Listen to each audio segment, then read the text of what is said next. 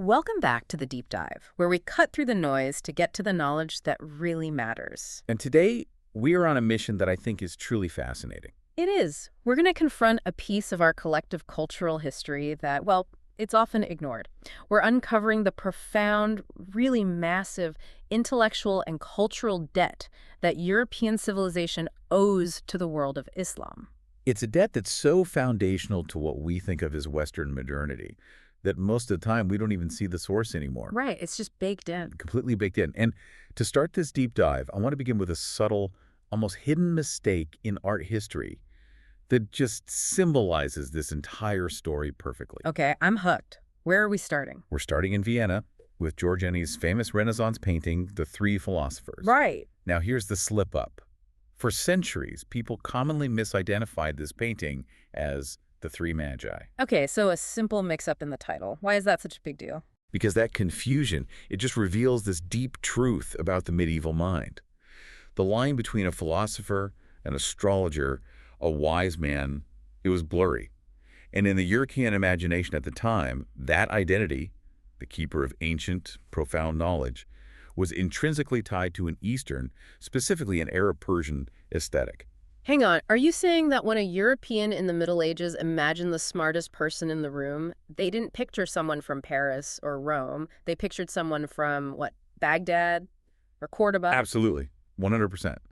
The source of cutting-edge knowledge of real wisdom was understood to be from the East. We even have this spectacular example from the 13th century, Albertus Magnus. The teacher of Thomas Aquinas, one of the greats. The very same.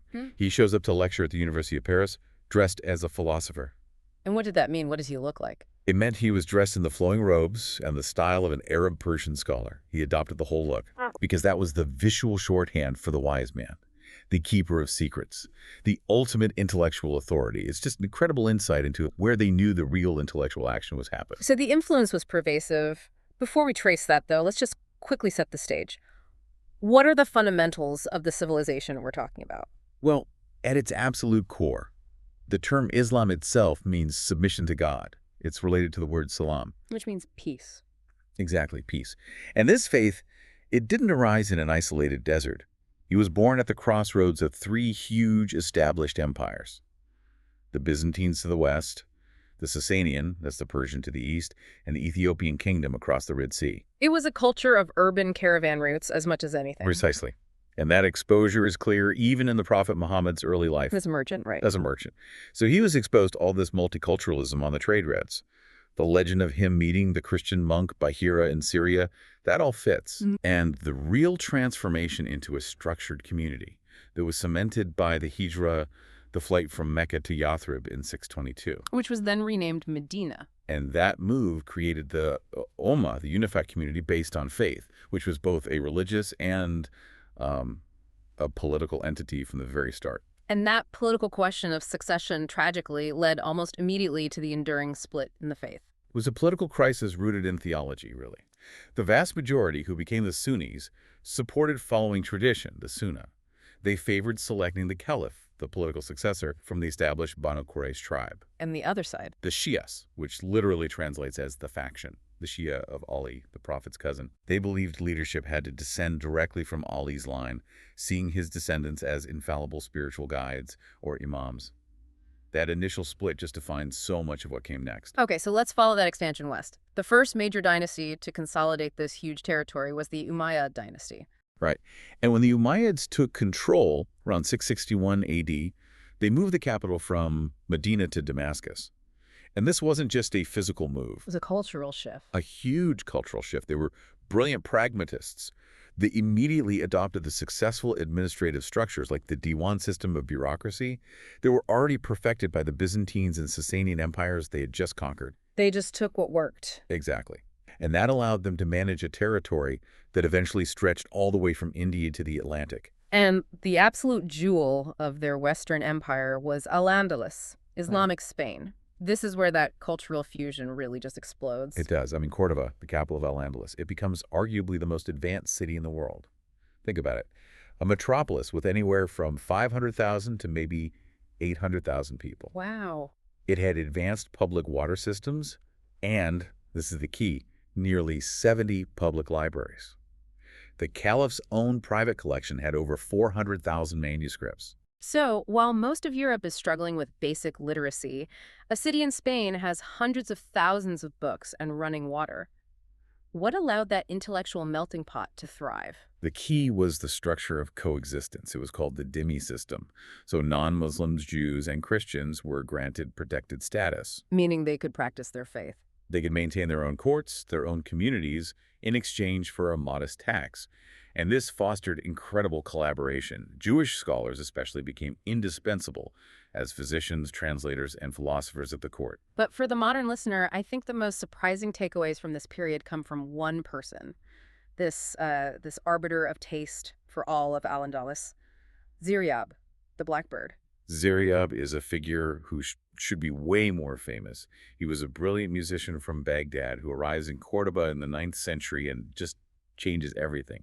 He was the master of elegance, and his innovations define 3 pillars of our modern cultural life. Let's start with music, his original field. Okay, so he revolutionized the oud, which is the ancestor of the European lute. Ziryab is credited with adding a 5th string to it, which drastically expanded its harmonic range. An innovation that gets directly imported into Europe. Directly. But he also professionalized music itself, creating academies, teaching formal theory. He elevated the entire art form. Okay, now for the one that always just stops people cold, gastronomy. Really? How did Ziryab change how we eat? He completely reinvented the flow of a meal. Ziryab introduced the modern structure of serving meals in 3 distinct courses: You're kidding. appetizer, main course, and dessert.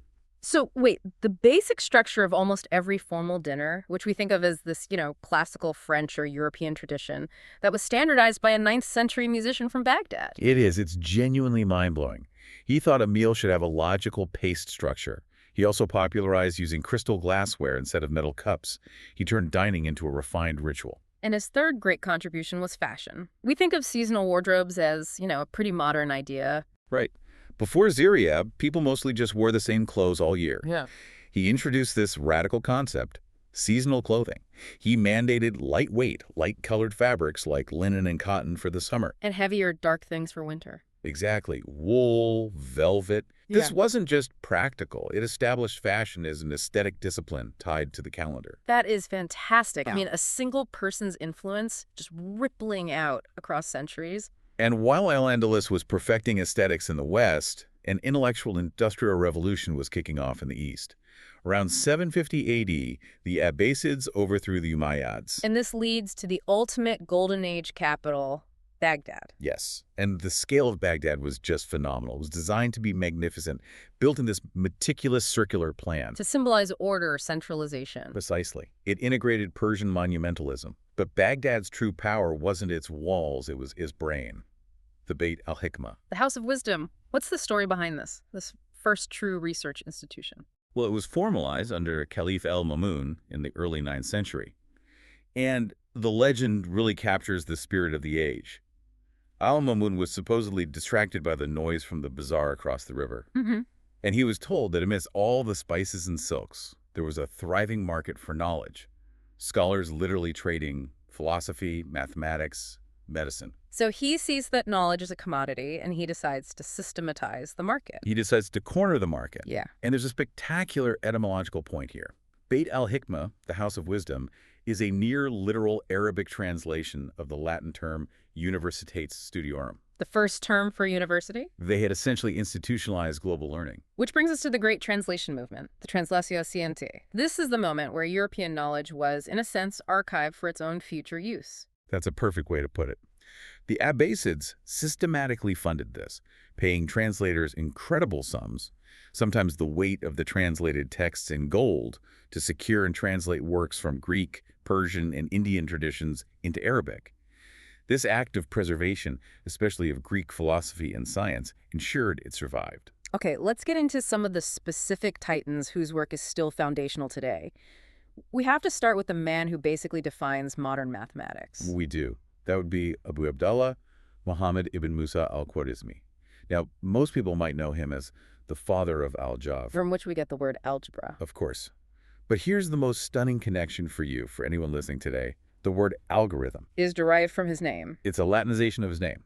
Hmm. So every single time you use a search engine, every time you interact with an AI or your phone's operating system, you are literally calling upon the name of a ninth century Baghdad scholar. That is astonishing. And that's not all. He was responsible for introducing the Indian positional number system, and crucially, this included the concept of zero to the Islamic world, and from there to Europe. Without Al-Khwarizmi, modern science, commerce, computing, they would be mathematically crippled. And on the subject of vital knowledge, medicine. This was clearly essential for a complex urban society like theirs. And they were centuries ahead. Take Ar-Razi, known as Rhazes in the West. He was a revolutionary Persian scholar. He was the first to systematically differentiate between measles and smallpox. Which confused doctors for millennia. For millennia. And more than that, he had an intuitive grasp of immunity. He hypothesized that if you survived a disease, you gained lasting protection. He also pushed chemistry, or alchemia, toward modern chimica, even systematically producing sulfuric acid. A fundamental chemical building block. And what about the man who did so much of the translating, Hunayn ibn Ishaq? Beyond just his rigorous translation methods, Hunayn was a great medical mind himself. His 10 treatises on the eye were anatomical masterpieces. They became the standard textbooks in European medical schools and remained foundational for understanding the eye right up until the Renaissance. But the single most important medical name to cross into European history is probably the man known simply as Avicenna. Abu Ali al-Hussein ibn Sina, Avicenna. His Canon of Medicine was the definitive medical textbook in the most prestigious European universities. We're talking Salerno, Padua, Bologna for centuries. It wasn't just a list of treatments, though. No, it was a conceptual leap. Avicenna was among the first to hypothesize that contagious diseases spread through, well, invisible entities, through water, air, and direct contact. That is a staggering leap towards germ theory, centuries before microscopes. It's an incredible intellectual achievement. The medical knowledge alone justifies calling it a golden age. So we have this monumental treasure chest of knowledge gathered and advanced in Baghdad and Cordoba. How did it all flow back into a Europe that was just beginning its own cultural ascent? The main bridge was Iberia, specifically the city of Toledo. After the Christian reconquest of Toledo in 1085, the Christian rulers were smart. They realized the value of the libraries they had captured and chose not to destroy them. So the library was conquered, but the knowledge was preserved and put to use. Exactly. They patronized scholars, setting up dedicated translation centers. Figures like Gerard of Cremona spent decades in Toledo, translating over 80 major texts from Arabic into Latin, including Ptolemy's Almagest, the foundational work of astronomy. How quickly did Europe start using these new methods? Was it a slow burn? It was a revolution in one very specific, very profitable area, commerce. The key person here was Leonardo Fibonacci. When he wrote his Liber Abaci around 1202, it was specifically designed to introduce Al-Khwarizmi's algebraic methods and the Hindu-Arabic number system. Including zero. Including zero to European merchants. Why was that so crucial? Because before this, they were stuck using clumsy Roman numerals. I mean, just try multiplying CXL by LX6 in your head. It's a nightmare. The new system allowed for sophisticated financial calculations, interest, credit, double-entry bookkeeping. Fibonacci essentially handed the European mercantile class the tools to build modern capitalism. That's a perfect link between abstract math and real economic power. And we also see this influence aesthetically in art and architecture. Oh, absolutely. Look at Sicily under the Norman kings. Palaces like the Ziza and the Cuba, they show this breathtaking blend of Arab, Romanesque, and Gothic styles.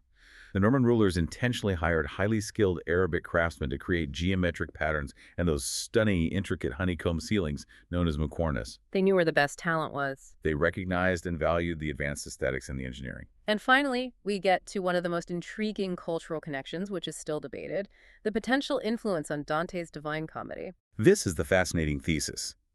The idea that Dante may have been influenced by Islamic eschatology, specifically a book called the Liber de Scala Machomedi, the Book of Muhammad's Ladder, which was translated into Latin in the 13th century. And the parallels between the Mirage, Muhammad's journey, and the comedy are pretty strong. They are structurally undeniable. Both are stories of a celestial journey through a layered hierarchical afterlife, heaven and hell. Both have a divine guide. Both involve meeting figures who represent different virtues and sins before achieving a final, ultimate vision of God.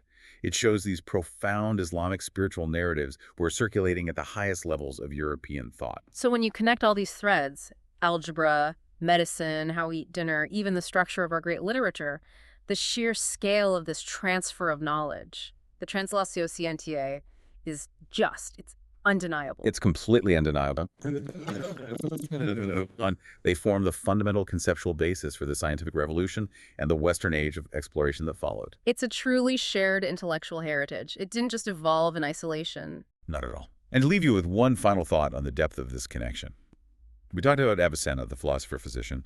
Well, Avicenna and the great theologian Al-Ghazali had these fierce debates on fundamental philosophical questions. About what, specifically? The relationship between essence and existence. The limits of human reason versus divine revelation. These exact debates, they became the intellectual proving ground for philosophical giants centuries later. Meaning? Meaning that without the deep, nuanced philosophical tradition that Avicenna and Al-Ghazali built, a tradition focused on the nature of being and certainty, the highest voice of 20th century Western philosophy, Martin Heidegger, and his own exploration of the relationship between Dasein, existence, and Sein, being, well, it's conceptually inconceivable. Wow.